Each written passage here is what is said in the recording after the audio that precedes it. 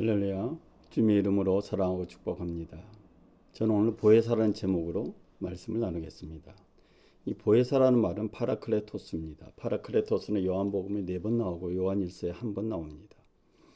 파라라는 말은 곁으로라는 뜻이고 클레토스라는 말은 불러내다, 부르다라는 뜻입니다. 그래서 파라클레토스는 우리 곁에 우리를 돕도록 하나님께서 부르신 분, 이렇게 해석합니다.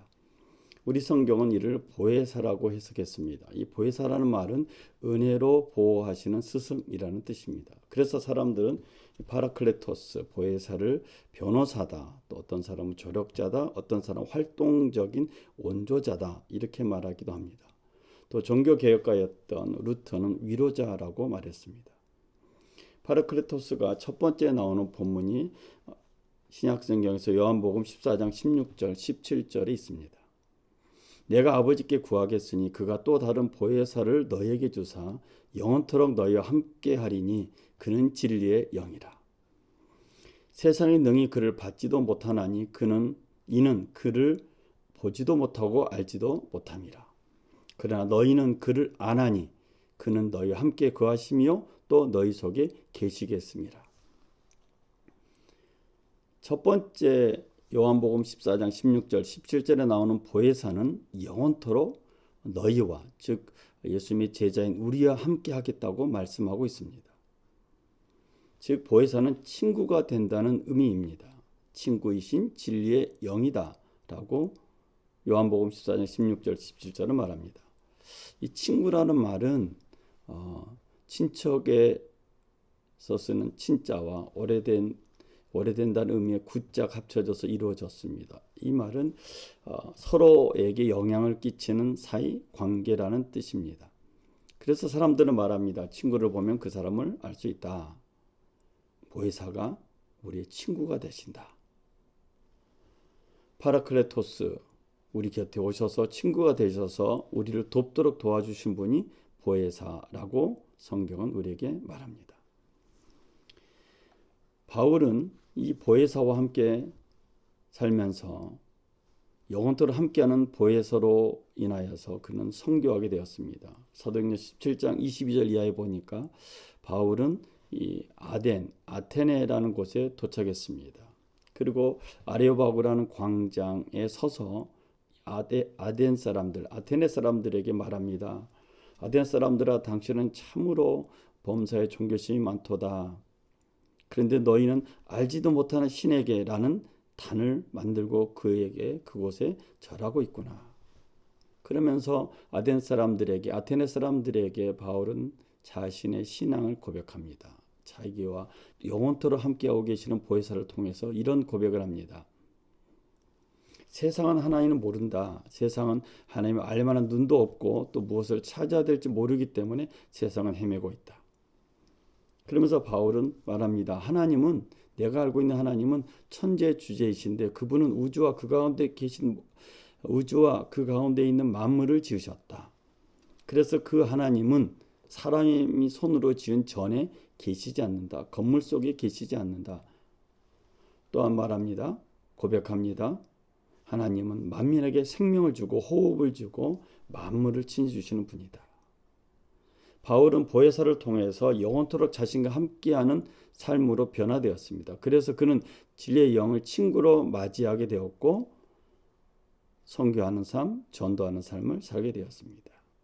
이 영상을 보고 있는 우리 평화의 가족들 모두가 보혜사를 친구로 모셔드림으로 영원토록 함께 하시기를 주의 이름으로 축원을 드립니다. 두 번째 보혜사 파라클레토스가 나오는 본문이 요한복음 15장 26절입니다.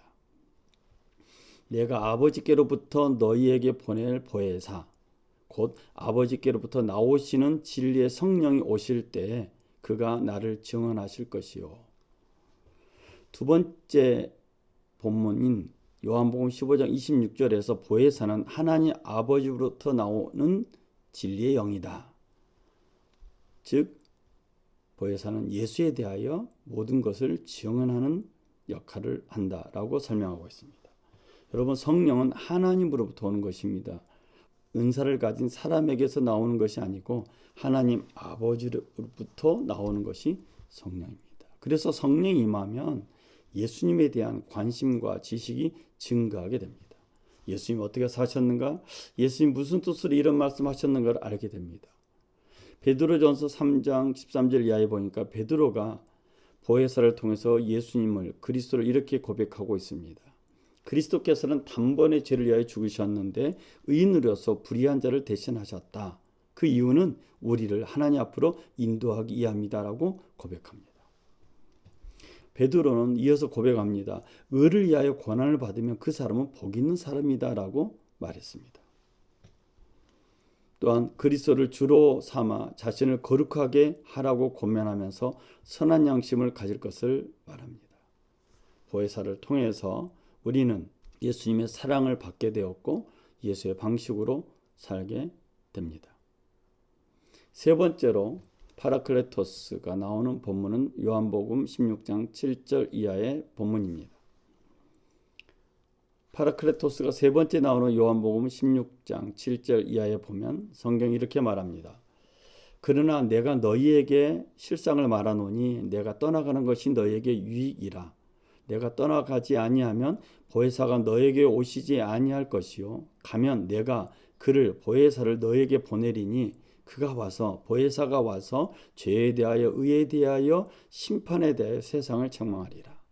죄에 대하여라 함은 그들이 나를 믿지 아니하며 의에 대하여라 함은 내가 아버지께로 가니 너희가 다시 나를 보지 못하며 심판에 대하여라 함은 이 세상 임금이 심판을 받았음이라. 요한복음 16장 7절 이하의 말씀을 통해서 보혜사는 예수가 떠나가면서 오시는 분으로서 세상을 책망하신다고 말합니다. 죄를 가지고 의를 가지고 심판을 가지고 세상을 책망하실 것을 성경은 말하고 있습니다. 하나님을 모르는 세상의 관점은 잘못되었다라는 것을 보혜사가 드러낼 것을 말합니다. 예수를 믿지 않는다는 것은 죄인데 이 말은 예수를 믿지 않기 때문에 세상을 믿는다라는 그런 의미입니다. 두 번째로 다시 나를 예수를 보지 못할 것이다. 이 말은 볼 수도 없고 통제할 수도 없는 영역인 예수님과 하나님 아버지가 함께 있는 하늘에 오르려고 하는 것을 의미합니다. 보혜사 성령을 통하지 않고서는 그 천상의 영역, 하늘의 영역에 이를 수 없습니다. 또한 세상 임금이 심판을 받았다라는 말은 하나님을 모르는 이 세상 통치자가 재판에 넘겨져서 유죄 판결을 받으면서 시행되었다는 것을 의미합니다. 그래서 사도행전 17장 22절 이하에 보면 하나님을 금이나 은이나 돌이다 사람의 기술과 고안으로 생긴 것들과 같이 여기지 말라. 그래서 이제는 예수님께서 부활하시고 승천하시고 가신 다음에 보혜사 성령을 보내주시는데 이때부터 우리는 회개하라는 말을 전해야 되고 그 사명을 받은 사람은 천하를 공의로 심판한 날을 작정하신 예수를 증거해야 될 것이며 예수를 죽은 자 가운데 살리신 것으로 모든 사람에게 믿을 만한 증거를 보여주셨다라고 사도행전은 우리에게 말하고 있습니다. 저는 보혜사에 대한 본문 중 5개 중에 3가지를 가지고 말씀을 나눴습니다. 첫 번째는 보혜사라는 의미는 우리가 영원토록 함께 하시겠다는 의미입니다. 두 번째로 보혜사라는 의미를 통해서 깨닫게 된 것은 보혜사는 하나님 아버지로부터 오신 분으로서 예수에 대한 모든 것을 증언하신다라고 말했습니다. 세 번째 본문을 통해서 보혜사는 죄에 대하여 의에 대하여 심판에 대하여 이 세상을 책망하고 심판할 것을 말했습니다.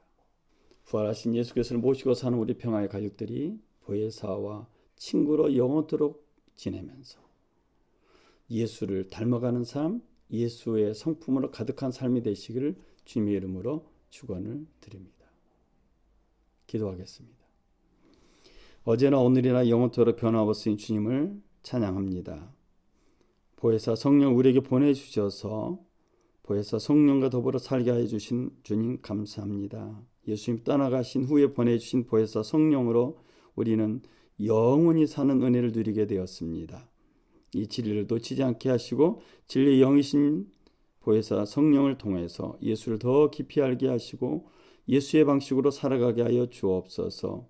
천하 만국을 공의로 다스리기를 원하신 하나님 뜻을 이루는 우리 모든 평화의 가족들 되게 하여 주옵소서. 이번 한 주간도 보혜사 성령으로 충만한 한 주간이 되게 하여 주옵소서. 예수님의 이름으로 기도드렸습니다. 아멘.